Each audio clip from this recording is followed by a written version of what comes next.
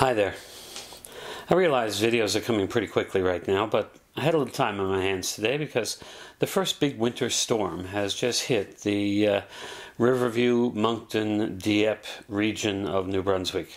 As you can see by these videos, it's kind of nasty out there.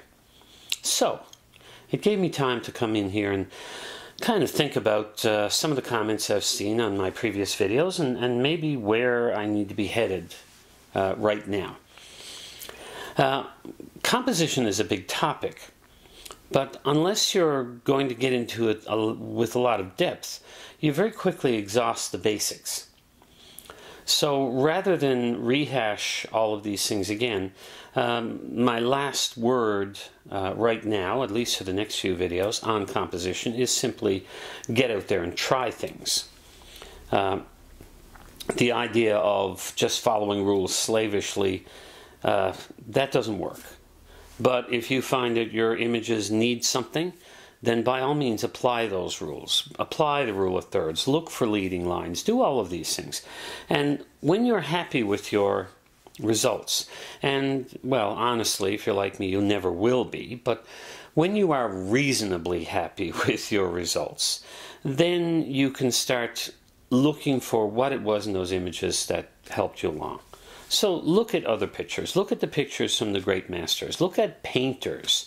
I mean, look at Rembrandt's portraits. I mean, that should give you a lot of inspiration if you're into portrait photography. Look at Ansel Adams' landscapes if that's what you're into. So look at other people's work, but don't look at it to compare it to yours. Look at it to study it, to see why it works. All right, so that's it. Composition, over for now. Come back to it later. So where's this video going? Well, somebody pointed out the fact that a video that doesn't really provoke something new, a video that doesn't present something new, is maybe not really all that necessary. It's really pretty pointless. So I got to thinking, where have I not strayed in all of these videos? And strangely enough, it's to look at the reverse of what I've been talking about. I've been talking about minimalism. I've been talking about simplifying. I've been talking about cutting down gear. But at the same time, if you have a fairly complete set of lenses that go from a very wide lens to a fairly long lens, then that's an ideal opportunity to get to know the focal lengths. For instance, too many people see a wide-angle lens as just a way of including a lot in the image. Basically, a wide-angle lens is so you can get into a small room and get everything. Well, obviously that is one use for a wide-angle lens, but a far more compelling use would be to get in close. Get in close and use that lens to give the feeling of proximity, the feeling of being a part of the action that you're shooting. And there is where the real power of that wide-angle lens comes in.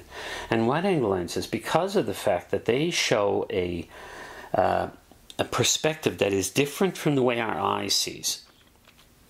The way our eyes see is, you know, if you're going to go around and shoot with roughly a 35 to 50 millimeter equivalent all the time, then you're shooting with something close to what the eye sees. If that's what you like doing, then by all means do it. But if you want something different, if you want to really shake it up a little, you get a wide-angle lens, you shoot it low, or you shoot it high, or you shoot it at a tight angle, and you'll find that all of a sudden the view of the world changes very, very, very quickly. So, that is one option for a wide-angle lens. Those normal lenses I spoke of, they are obviously the best choice for general photography. Because if it sees the way you see, then you are able to easily visualize the image that it is going to create. That's a lot harder to do at a wide angle. Then we get into telephoto. Having said about the wide-angle lens and about what the wide-angle lenses are good for, let's take a look at what telephoto lenses are good for. This idea of getting back far enough from a scene so that you are compressing details, that's important. That is a great way of making a different statement in your image. But another thing that long lenses do that a lot of people don't stop to consider, they allow you to point out details. For instance, if you shoot a long lens at its minimum focal distance, its minimum focus distance, and you shoot an object that's just barely in focus at that distance, you'll find that you have isolated that object extremely well, because the background will be way out of focus almost regardless of what f-stop you use. I mean, if you stop down to f22, unless the background is very close, it's still going to be out of focus because of the length of that lens. So there's a perfect example. I took a great shot once of an icicle hanging off my house just outside the window. I had a 300mm lens on my camera. I focused I got as close as I could and still was able to focus on the icicle. And what I got was great, because everything behind it became just a gray, white, and black mush, because it was a winter's day with a gray sky and white snow. So it was a different use for that long lens. The traditional way of using those lenses, of course, still applies. But remember, wide-angle lenses, an unusual vantage point. High or low or in close. With a normal lens, it sees like you see, so take advantage of being able to pre-visualize very easily, because you know what it's going to look like.